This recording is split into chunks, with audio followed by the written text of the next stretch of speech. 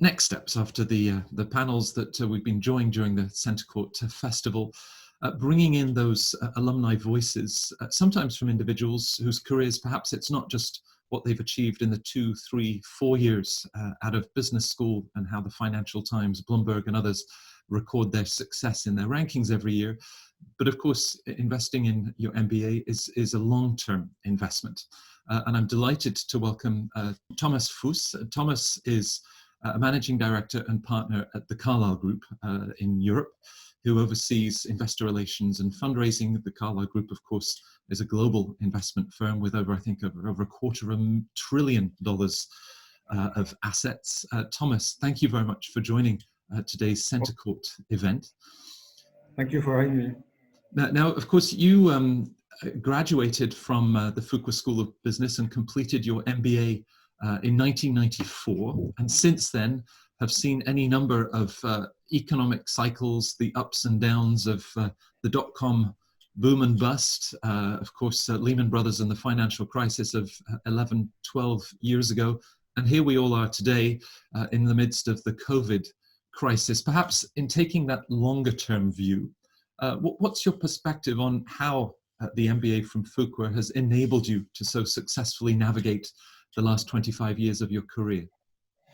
Well, first I would say, you always have to stay humble in the face of those great crises, and you always learn new things, and you always, we are now in the midst of something that I would never have thought of. I thought that when we went through 2008, that was going to be the great, obstacle that I would go through my career, and then for the rest of my career, that would be much easier.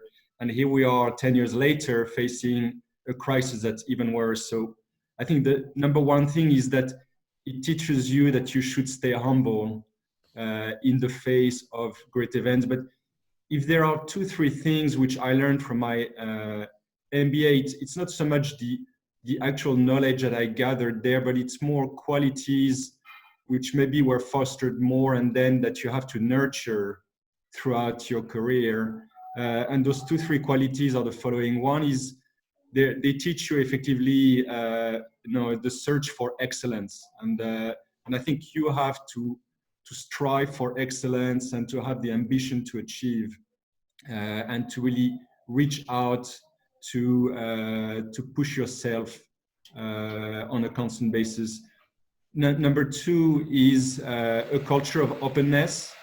And effectively what I loved when I was at Fuqua is this fundamental culture of being open to your fellow student bodies, to the faculty, to the environment you live in, and teach you that that openness is what will allow you to comprehend the difficulties that you have to face, but also seize opportunities.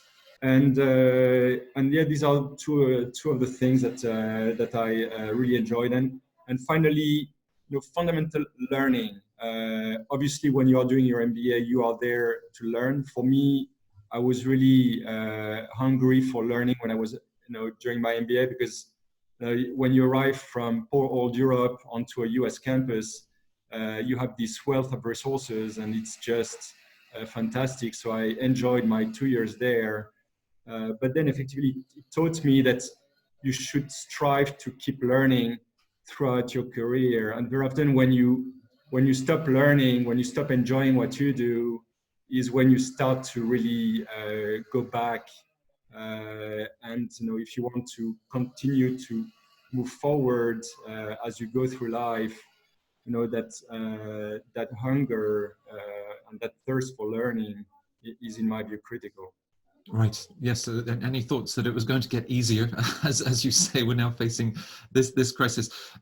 Fuqua, of course, as one of the world's top business schools, attracts talent from all over the world, whether from Asia, from Latin America. Perhaps there were fewer Europeans at the time in the classroom that you joined. But how important was it to have that international mix of voices and perspectives, and how has that now served you in the very internationally focused career that you have pursued? I think it's just about diversity. And I think back then, I mean, now I think people understand much more what diversity means. It's not diversity just of race, it's diversity of gender, it's diversity of thinking. Back in the day, 25, 30 years ago, anything around ESG was not necessarily something that was at the forefront of management. Nevertheless, I think intuitively, Fuqua, in my view, actually understood that diversity of thinking is really what makes a classroom rich. And effectively, the way things are taught in an MBA, whether it's at Duke, I mean, probably true of other universities, but effectively, it embraces that diversity to get to what is the right solution. And so for me, I always enjoyed, there was at Fuqua in my day about 20% of international, 10% actually were coming from Japan.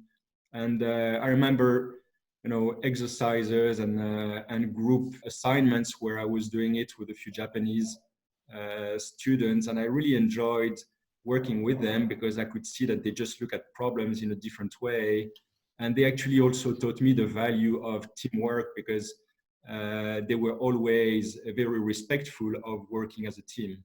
Right. But I think it's just about diversity, and I think now, in any company, in any enterprise, this is something that people embrace because they realize that this is the way to get to better decision and better results. Right. That sort of collaborative leadership spirit that you describe. I mean, Duke actually puts a name on it. They talk about Team Fuqua. Was that one of the elements that drew you to the MBA at Fuqua originally? Intuitively, yes. Because I remember when I did my tour to actually go around and visit some of the universities, I think Duke was the last one on my list. And I arrived there, and I felt the most welcome during the day when I was on campus by the faculty, by the admissions office, and by the student body. So I remember vividly that when I went back to Europe, this was probably the university where I felt the strongest personal feeling towards. And I thought, if they take me, I think that, if they say yes to me, that's definitely the one where I would want to go. And effectively, then during my 2 years, you really leave that Team Fuqua. And as you know, Duke is well known also for its basketball team with the infamous Coach K. And when you see, Coach K's philosophy of building great teams after great teams, just taking, great individual players, but he has an amazing talent for building great teams. And I think there's an analogy there that's, the university is really fostering that team spirit. Right. Talking of basketball teams, you have 5 kids, so you could fill the court. Business schools place tremendous emphasis on the development of leadership skills. Does that also help you with the leadership and management skills of a family of 5, including twins? I'm not so sure, because I think at home I'm actually feeling that I'm being there to serve everybody. So it's I'm not managing; they manage me. And effectively, particularly with our 1-year-old twins, I'm definitely they are my boss, but that's the way it should be. Well, that's the humility that you started with as a quality at Fuqua. We're welcoming today a great number of applicants that might even be thinking about an application in the next month or two to start the Fuqua MBA in September. The school has delayed its deadlines, and others that will be looking further ahead to the class of starting in 2021. What would your one sort of biggest piece of advice be for any future applicants to the school? Well, I would say one is really, as I said, focus on learning and focus on doing what you really like to do. Don't put money as your primary objective. I think money will be the byproduct of doing something great that you like. And when you do things that you like, you're more likely to do them better than if you try to push yourself into something that you don't like. Focus on the people with whom you do it. Assuming that you are in a service industry where the assets are really the people of that business, the quality of those people is critical, and the culture is very important. Very often, maybe back in the day, people did not pay enough attention to culture. They would think that this is something that is just on the side, with a few values on the tombstone in the entrance, etc. But the culture is everything, and that's what defines the leaders from the rest of the pack.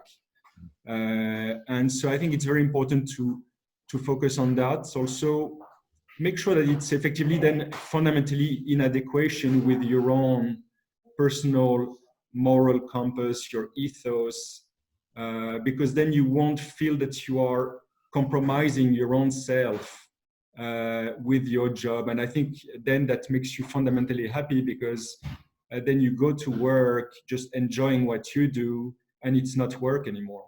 And effectively, all of us will live long lives, which means that we will have long working careers, maybe 2-3 jobs in our careers, and so you might as well enjoy what you do. Right. And then effectively keep that open mind, because very often those things that will, where in hindsight, in the long run, you look back and you say, hey, I really had a great run in doing this or that. At the time when you joined that new challenge, new enterprise, whatever, it was not so clear that that was going to be something that was going to shine 10, 20 years down the road. When I joined private equity in '94, the industry was a tiny cottage industry, and I joined the private equity placement team at Merrill Lynch in '94. This was a small group that was not making near the revenues of many of the other investment banking divisions. But I joined it because I liked the topic, I liked the people, and then the rest remained to be seen. But effectively, that was, something that was in a dark corner somewhere. So sometimes, follow your gut, follow your intuition, do what you like, focus on the people. Make sure these are people with a good moral compass. I think it's really important in life to associate yourself with those kinds of people.